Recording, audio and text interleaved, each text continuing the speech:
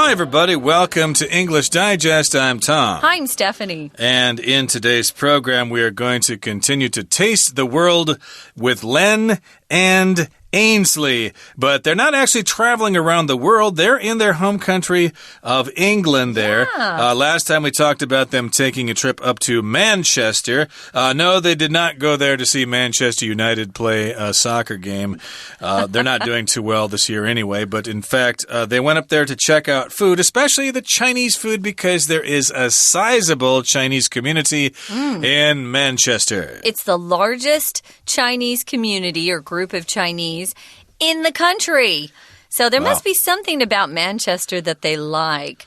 They went up to Manchester to try the Chinese food, and actually, Ainsley was quite impressed with his ability to try Chinese food, but he didn't want to try the chicken feet, and I don't blame him. I don't either. I don't think I've ever tried the chicken feet here really? in Taiwan. No. Oh, I've eaten one. Yeah, it was a long time ago when I was a missionary, but I wanted to take pictures with the chicken foot in my mouth to send to my family just because I thought it was crazy. Okay. There's nothing on it. It's like gristle. It's like really, really lean fat. There's not any meat, so I feel like you're just kind of go. How about protein? Is it good protein? Is it good for you or just tasty? No, I think they're gnawing on it. Gnawing just means to kind of suck on it with your teeth to get the flavor. Because there's a lot of that black bean sauce on it, which is delicious. Okay, so I'm sure it's a culinary delight here in Taiwan that I have yet to try. I can't believe you've never tried them. Yeah, I've been here longer than 20 years, but I've never tried chicken feet before. Yeah. Maybe I'll try some soon. But today we're actually going to sample the tantalizing tastes of the Middle East. They're going down to London here. There's an area of London that has some Lebanese restaurants. So it's yummy. Yeah, let's follow them down to London here and eat some Lebanese cuisine. So let's listen now to our article from top to bottom.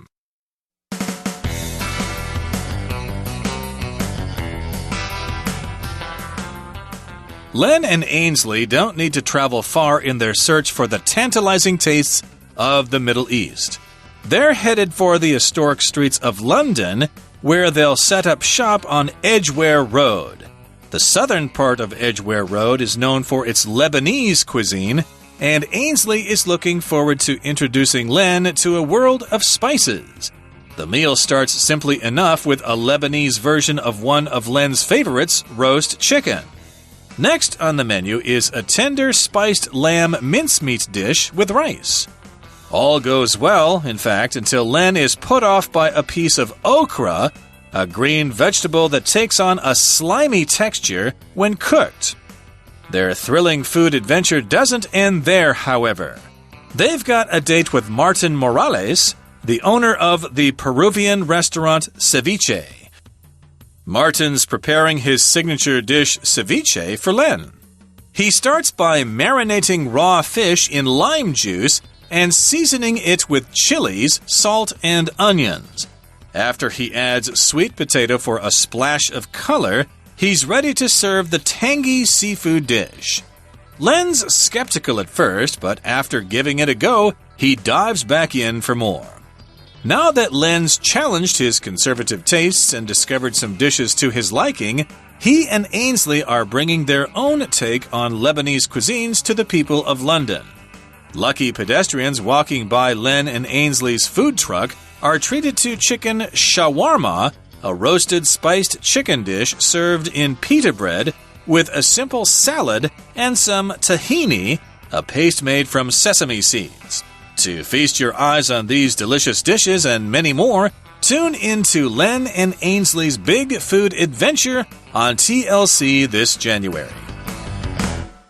Wow, I'm hungry. We've just been listening to a lot about delicious food. We have. Yeah. Len and Ainsley don't need to travel far in their search for the tantalizing tastes of the Middle East. I do love the food in the Middle East. I think it's delicious. Tantalizing just means really kind of exciting to your senses. Sometimes we use tantalize to kind of tease someone, you know, tease them with something they want. Tantalizing tastes. These are tastes that, oh, you so want to eat. And they really do smell yummy. The Middle Eastern food is pretty amazing. Now, they're headed for what we're calling the historic streets of London. They're historic because a lot of important history has happened along those streets, I must say. They have a lot of old buildings in London. That's pretty much my favorite part about London are the buildings. They're just beautiful. And some people have asked me what's the difference between historic and historical. Historical means having to do with the study of history, so that's why a museum would be called an historical museum. And historic means that the thing itself is famous for something in history, huh? Is famous for something in history, right? So we could say that Manga or Wanhua in Taipei is an historic district in Taipei, whereas the museum... Gee, is there a history museum in Taipei somewhere? I can't remember, but there is. Or an historical museum, you could also say that. But in any case, they're going to these historic streets, and they're going to set up shop on Edgware Road. If you set something up, you just, put things out and prepare them so that they can perform some kind of function. But here the phrase is to set up shop. That means they're going to set up some kind of business there. It could be some kind of food stand. It could actually be a food truck or a restaurant. Basically, they are preparing to engage in some kind of business. That's right. They're not going to actually have a real store, although you could use set up shop to talk about a real brick and mortar store. We often use that phrase, brick and mortar. Mortar's like cement that you put between bricks. And they use that because nowadays we've got so many businesses that are just using the internet. They're online. They don't have a real building that you can walk into. So they're going to set up shop. I think we're going to be using their food van pretty soon. I think that's what they're going to use.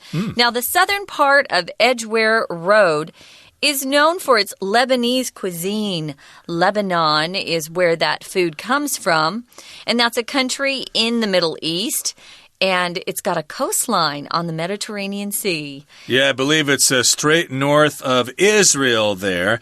They were in the news in the 80s. There was some war going on there. You always heard about bombings in Beirut and things like that, but I haven't heard much news about a war. Everything's about Syria nowadays, so Lebanon is probably a good place to go to. Their capital is Beirut, as Tom just mentioned, Beirut having bombing there. Their official language is Arabic. Exactly, but as I was going to say, you don't really need to go all the way to Lebanon to have Lebanese food. You can just go to Edgware Road, especially the southern part, the southern part of Edgware Road, maybe along the south side of the road or the area to the south of Edgware Road. They've got Lebanese cuisine there. And Ainsley, the chef, is looking forward to introducing Len to a world of spices. That's what I imagine Lebanese cuisine to have. Lots of different kinds of spices, an explosion of flavors. I haven't had much Middle Eastern food, but the little Lebanese food or Middle Eastern food that I have had does have a lot of flavor. They do use lots of spices and things like that, so it's very, very tasty. It's yummy. And this is a world of spices. I guess Len hasn't really experienced this before. Well, British food, I'm just going to tell the truth here, is known to be very bland. Bland means flavorless. B-L-A-N-D. Now, if you're British and you hear me saying that, I apologize. Well, to be fair, I think a lot of people would find American food to be quite bland as well. But it kind of depends on what you're eating. Not in comparison. Yeah, well, the British probably are proud of their food just as well. But I think the point is that in England, there are lots of other alternatives to the local food. They don't eat spicy food. I guess they don't, but they can certainly get it if they eat Lebanese food, ethnic food or Chinese food or whatever. So, they're going to try a world of spices here. And the meal starts simply enough with a Lebanese version of one of Len's favorites, roast chicken. Yes, chickens are common birds all over the world, and they don't seem to have any other purpose than to be slaughtered for food. Okay? How about eggs? We use their eggs. Right. Yeah, you want to keep the females alive. We like the eggs. I don't think they bother keeping the male chickens, the roosters. The roosters. I think they actually kill them when they're born, actually. And Guys, they keep the females. Don't call them cocks. We have both recorded dictionaries here in Taiwan where they want us to say cock, but rooster is the correct term. Please be careful with that. Rooster, right. Chanticleer, the rooster, and the Canterbury Tales. So what's a version? A version is just a particular form of something that's a little different than other forms. We use version a lot when we talk about software because our software gets updated and the latest version is the one you want. Okay, and he's going to have some kind of roast chicken here, which we'll talk about in just a second. But, I'm hungry. I can't take it. Yes, my tongue, my mouth is salivating right now. So I need to go to the bathroom and drool for a little bit of time here while we take a break and listen to our Chinese teacher. Hi everyone, my name is Jenny. 今天我们继续来看第13单元。好，当然主题和一个 TLC 的美食节目叫 Lane and Ansley's Big Food Adventure 有关，中文名称叫美食通大冒险。谈到这个大冒险，两位主持人呢，首先他到了一家中国餐厅吃广式的点心，那接下来他们要找的是中东的美食。那提到了中东的美食，他用到了一个形容词 tantalizing taste， 这表示说是非常诱人的这种滋味。好，那这个地点就在伦敦，伦敦这里有一个叫Edgware Road， 在这个地方呢，其实他们就会 set up shop， 也就是开一个店，然后让大家来吃东西。不过有一个句构上就是注意到了，看到了吗？他提到 the historic streets of London， 逗点 where。好，我们知道一定要有逗点，理由是因为 where 这个关系子句，它修饰的对象是一个专有名词，所以一定要用非限定用法。补充说明，就在这里，他们要开店。好，接下来下面就提到他们要来尝试的这种中东美食，事实上是 Lebanese cuisine， 也就是黎巴嫩他们的食物。这个版本的他们食物，他们的烤鸡非常好吃哦，而且他们用了很多的香料，而这道烤鸡呢，也是 Ansley 他非常期盼要介绍的美食。注意到这里有一个片语，他说到 Ansley is looking forward to introducing Len to a world of spices。look forward to 我们知道这代表期盼，而 to 是一个介系词，后面呢如果碰到的是名词当然没问题，如果碰到是动词，像这里你要用 introducing 加上 ing 变动名词。We're going to take a quick break. Stay tuned. We'll be right back.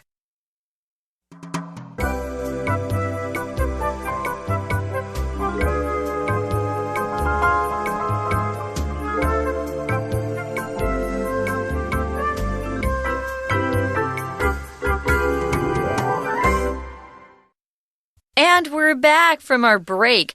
I wanted to mention salivating is the word we used in day one. But we often just say, my mouth is watering. In fact, we say that more than salivating. Salivating is a more, I think, a formal way of saying that. We just say, oh, my mouth is watering, or I'm drooling. Yeah, drooling just means you're just kind of, your mouth is watering for no real reason. Babies do that. Yeah, they drool all the time, they do. Some people do that and they don't know it. But in any case, we are at Edgware Road in London, and here Ainsley is introducing Len to some Lebanese food. They're going to try some roast chicken. It's a Lebanese version of roast chicken. chicken. And roast chicken just means it's kind of slow cooked over heat. It could be in an oven or over a grill or something. Roasting just means cooking for a long time over heat, probably low heat. We roast turkeys, for example, for Thanksgiving in the United States.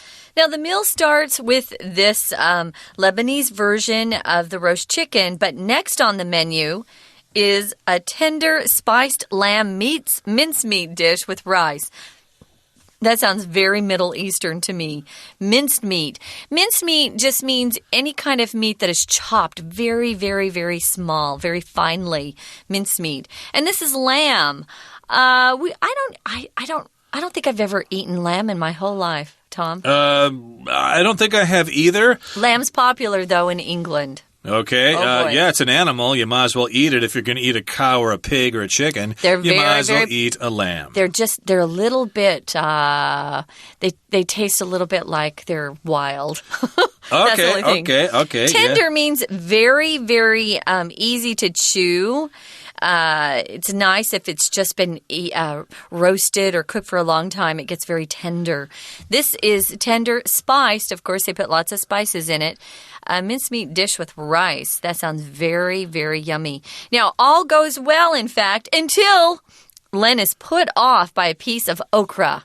I love okra. Let's talk about this. If you're put off by something or somebody, it just means you're offended, you're insulted, you act like yuck. You're put off by it. What puts you off, Tom? What are you put off by? People who disobey traffic rules or ride their motorcycles on sidewalks and stuff. Get a little upset about it, huh? Yeah, or people who cut in lines, stuff like that. Oh, I hate that. I'm really put off by those things. So he hates okra, or Mr. Len Goodman. Okra, do you know what okra is in Chinese? Yeah, chokwei. I love it. I'm supposed to eat it because I guess I'm a pre-diabetic or something. Oh, is it good for... Really? I guess. But I'll tell my it's dad. okay, but it's got kind of that slimy texture. Here's the deal, guys. Everyone cooks okra wrong. Cut it into small pieces, then put melted butter all over it, then cover it in flour and fry it, and you will love it. Okay, fry it like a pancake or something like that, or you kind of mix it up, or yeah. Okay, well we'll give it a go. But in any case, we're describing what okra is here. It's a green vegetable that takes on a slimy texture when cooked. If you take something on, that means you adapt that characteristic as a result of some action. Yeah. You could also take on, say, a boarder or something. Somebody's going to live in your house and pay you rent. Take on a boarder, take on a renter, for example. In this case, it becomes slimy, we should say. That slimy is kind of sticky, sort of, and it's kind of gross.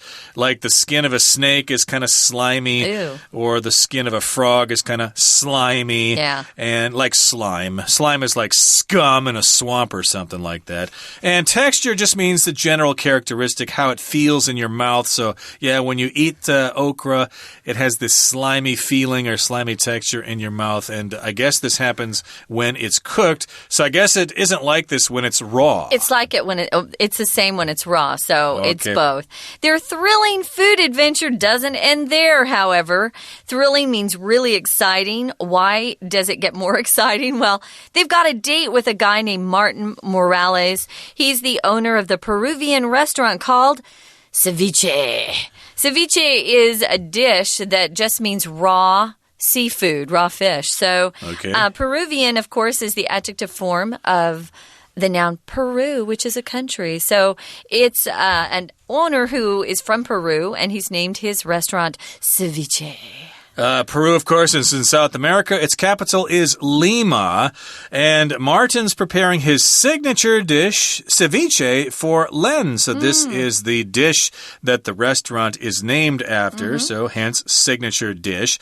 We usually use the term signature when we talk about something that's the same name as what the thing is. So this is ceviche. And as you said, I guess it's raw fish. So he starts by marinating raw fish in lime juice and seasoning it with chilies, salt, and and onions. Marinate means you just kind of soak it in some kind of sauce, maybe vinegar or oil or something like that, to make it more tender or tasty. to add, make it more tasty, etc.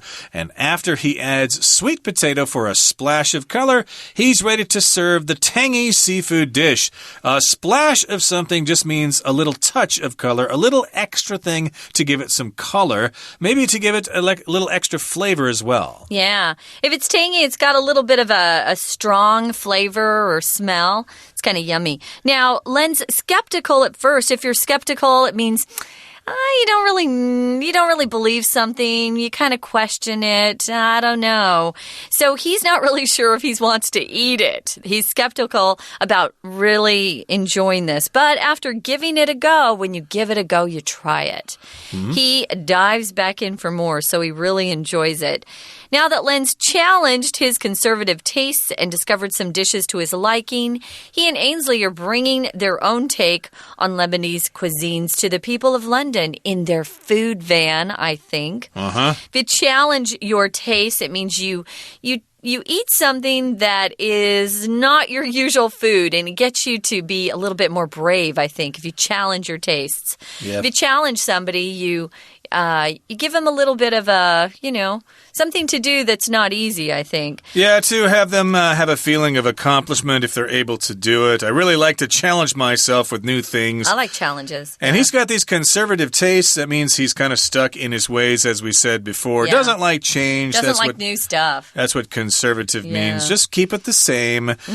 Don't mess with a good thing. Don't rock the boat. But he has discovered some dishes to his liking, which means dishes that he likes.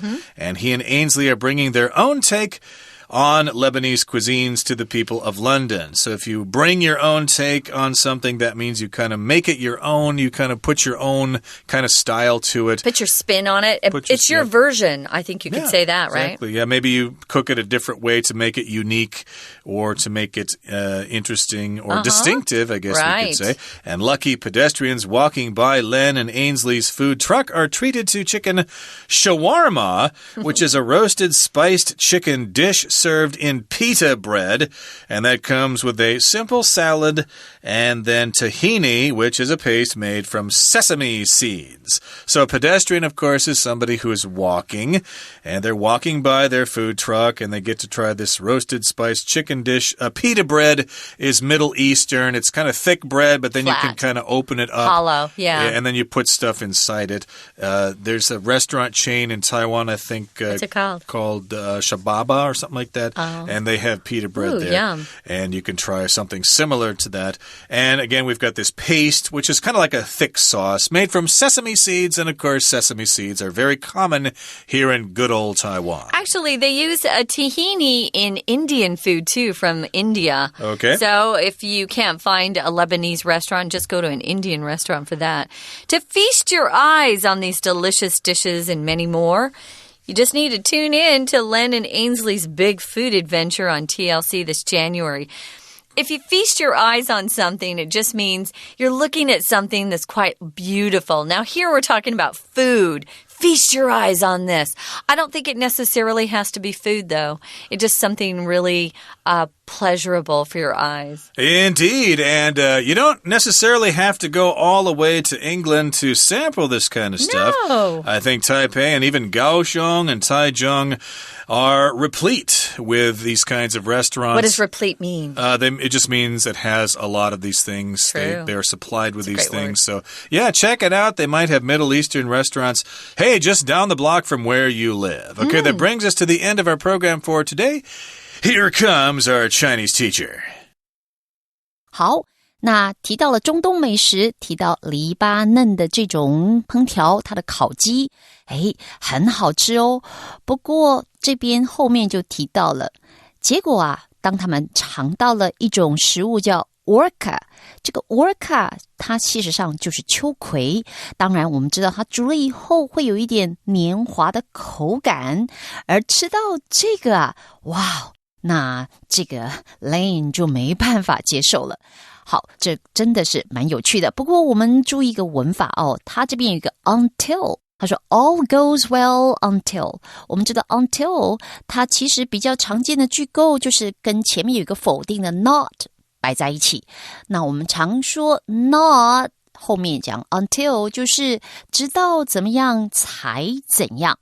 那有时候你前面没有 not， 但是呢你看到的是一个持续性的动词，说某一件事是一直进行，然后 until 直到什么时候才终止。所以这里呢一切都非常的顺利，而直到后面说尝到秋葵的时候，哇，就没那么顺利了。提到了中东美食，还有什么食物要尝试的呢？这个冒险接下来是到秘鲁的餐厅去吃饭，这个是一个秘鲁的食物，而这个老板呢，他早就在准备了，他准备他的 signature dish， 他在准备他的招牌美食。他呢用了很多的调味品，然后呢腌泡，然后呢他呢这种还加了一个点的 sweet potato 番薯。可是当他把这一道菜，这是一个海鲜料理哦，放到餐桌上的时候， Lane 他的态度是怎么样的呢？他用到这个字 skeptical， 他是抱着怀疑的态度的。不过他尝了一口 giving it a go， 吃了一口之后，哇，好吃，所以他又回头继续 dive in。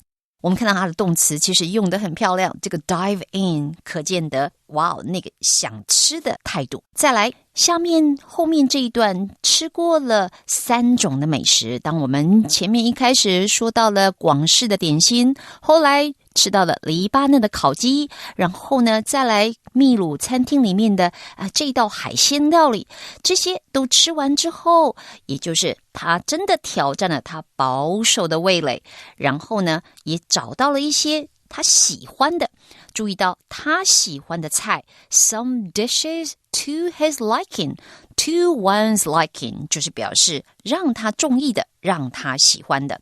那接下来我们说他们想要开店吗？所以他准备要把他们对于黎巴嫩的烹煮食物的这样的看法想法带给伦敦的民众。记得这里有个字，他说到 bring in their own take on Lebanese cuisine， 这个 take 其实 take 它呢在当名词解释的时候就表示看法想法或态度，所以有时候你问别人 What's your take on this？ 你对这件事有什么看法？好，然后呢说过了他们要开店，然后呢他们现在在餐车这边招待路过的行人吃他们准备的食物。这个地方有一个 walking by， 看到了吗？ walking 当然是一个分词，它这个现在分词当然是因为前面指的是路过的行人，主动的语态，所以你用现在分词来修饰 pedestrians。 路过的行人他们呢 are treated to chicken shawarma， 意思就是说他们会被招待他们所准备的这个中东的美食。好，再来呢下面就提到了这个料理里头他们准备的食物食材等等。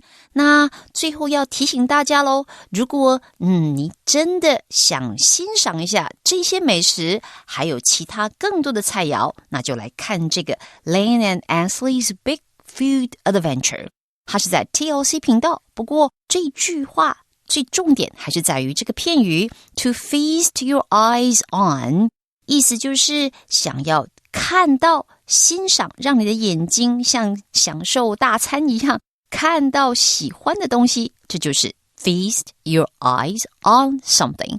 好了，我们今天的节目到这边结束，下次见。That's it for today. Thank you for joining us. We hope you learned enough about English and also some things about food, which we all love. From all of us here at English Digest, I'm Tom. I'm Stephanie. Goodbye. Bye.